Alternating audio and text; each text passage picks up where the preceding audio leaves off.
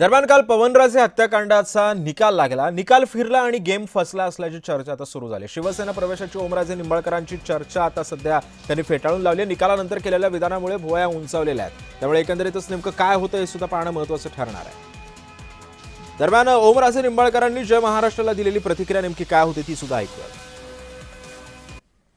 कोर्टाच्या निकालाचा आणि माझ्या पक्षांतराचा काहीच मला वाटतं कुठं संबंध येत नाहीये.